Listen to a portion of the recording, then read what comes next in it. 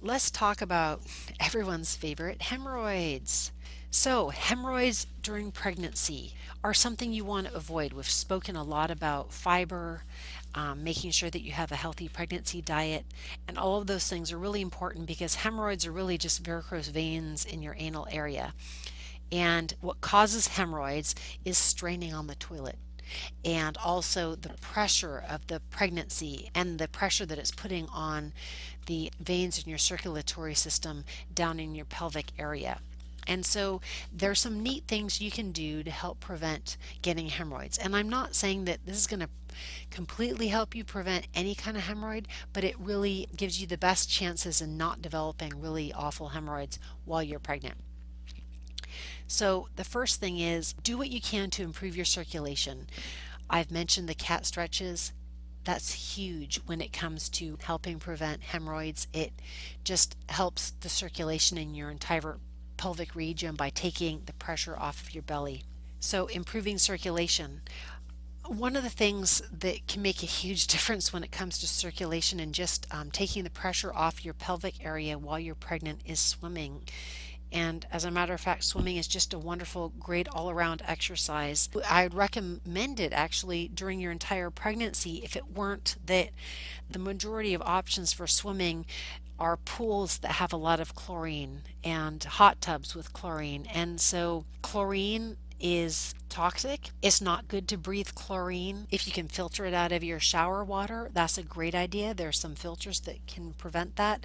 If you have a bathtub, you even want to filter chlorine out of your city water, and they add a lot less chlorine and chloramine, which is a combination of ammonia and chlorine together that's more persistent and that they're putting in many of the city water supplies.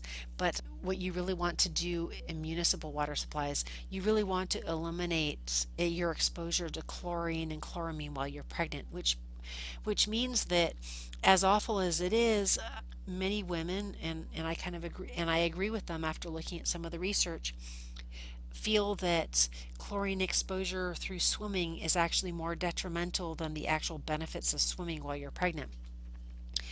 Now, the good news is many areas actually are starting to have saltwater pools. So, a lot of places in the United States and Texas and things, we're starting to see saltwater pools being installed in homes.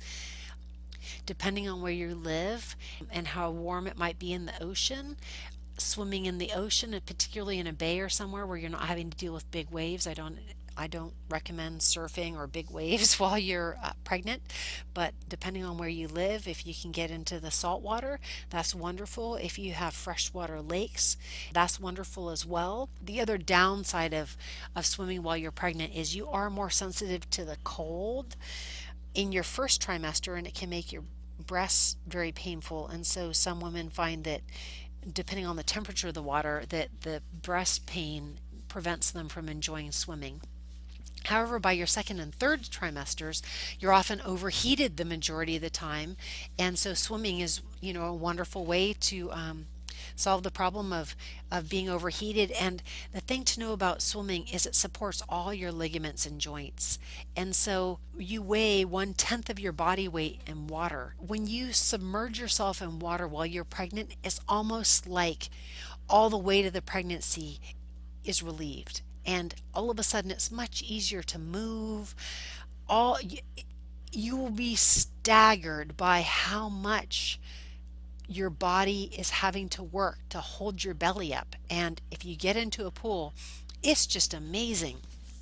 So if you can, swimming also kind of lengthens the chest muscle as well, shortening the back muscles. And so it kind of is great to actually kind of undo the tension that happens from walking around and, your back muscles becoming overly tight while you're pregnant. And also, you finding yourself hunching over while you're pregnant because your belly's expanding. Swimming can really help relieve some of that stress as well. So if you can find a pool or a water source that doesn't have a lot of chlorine in it, swimming is a wonderful thing that you can do that helps not just with hemorrhoids because it's improving circulation, but can keep you comfortable and keep you moving.